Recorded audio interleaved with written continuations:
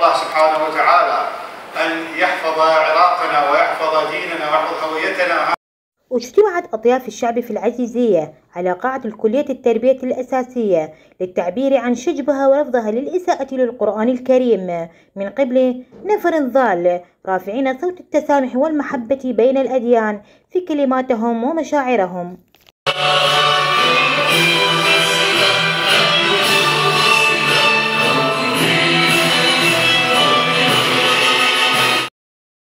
تضمن التجمع الشعبي كلمات وقصائد أبرزت عظمة كتاب الله الكريم وعلو معانيه السامية، قدمها جمهرة من الخطباء والشعراء والأدباء في قضاء العزيزية، وكان صوتهم واحدا: نعم نعم للقرآن.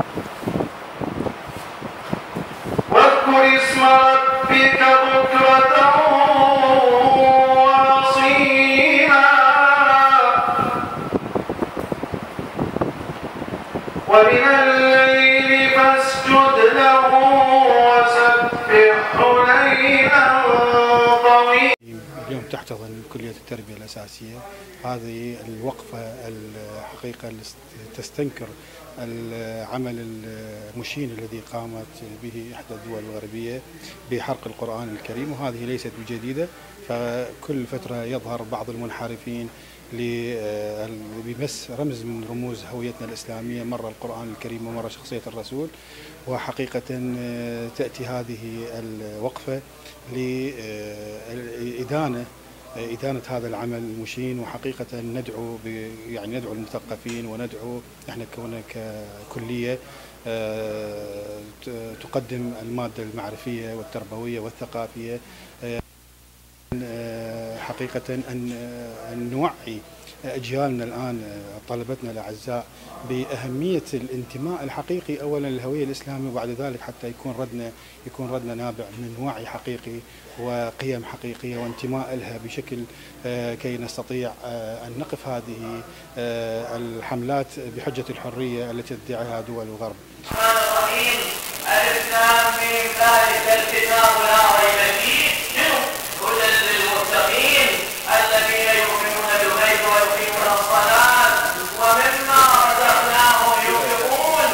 نحن أبناء التيار الصدري في قضاء العزيزية سرايا السلام أقمنا هذا اليوم على قاعة كلية التربية الأساسية مهرجانا استنكارا وندين بشدة التجاوز الذي حصل على القرآن الكريم من قبل أحد الأشخاص في السويد، ونحن نرفض هذا العمل الذي أقدم عليه هذا الشخص على حرق القرآن الكريم.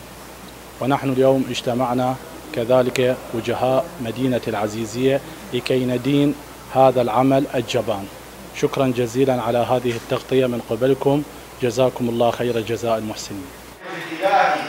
هذه المدرسة الإلهية التي دائما تسعى أن من انتهك حرمة القرآن عندما اغتصبوا الخلافة من علي أمير المؤمنين صلوات الله وسلامه عليه، فركنوا عليا وركنوا القرآن مع علي، فلم يأخذوا بكتاب الله ولم يأتمروا بكتاب الله جل جلاله، بل وضعوا الكتاب وراء ظهورهم. دعوة كريمة من أبناء التيار الصدري وبدعوة من وجهاء وأساتذة مدينتنا الكرام، وقفنا في هذا التجمع نصرة للقرآن الكريم وشجبا واستنكارا للعمل الذي قام به الشخص محسوب مع الأسف على العراقيين.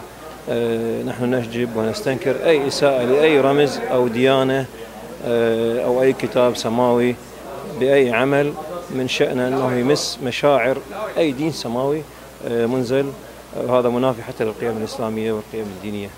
ديننا وقوميتنا التي نعتز بها كثيرا. يجتمع اليوم شباب ومثقفي العزيزية للتعبير عن شجبهم واستنكارهم للفعل الدنيء الذي قام به أحد المرتزقة في دولة السويد، وذلك ويتمثل فعله الدنيء هذا بتمزيقه لنسخة من القرآن الكريم، ناسيا بأن هناك أمة تدافع عن هذا القرآن، ناسيا بأن هناك أمة اسمها الأمة الإسلامية التي تتحد في أي حين ضد أي هجمة ضد أي خطر يتحداها. المتحدث باسم سرايا السلام الفوج الثامن الأستاذ جاسم كامل الخماسي فليتفضل.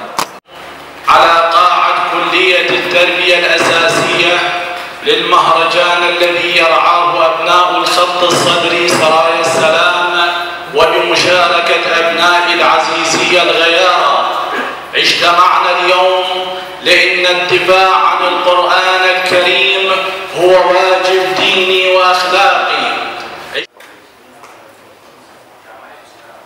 ثابتين، وآخر دعوانا أن الحمد لله رب العالمين والسلام عليكم ورحمة الله وبركاته.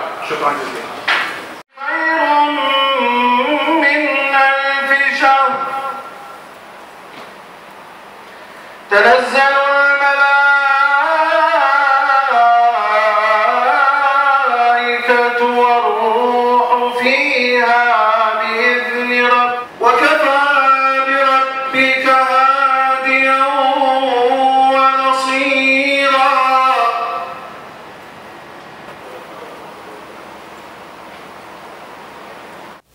وهكذا تجمعت أضياف مدينة العزيزية في كلية التربية الأساسية من أجل نصرة القرآن الكريم الذي يعتبر عنوان الدين الإسلامي العظيم.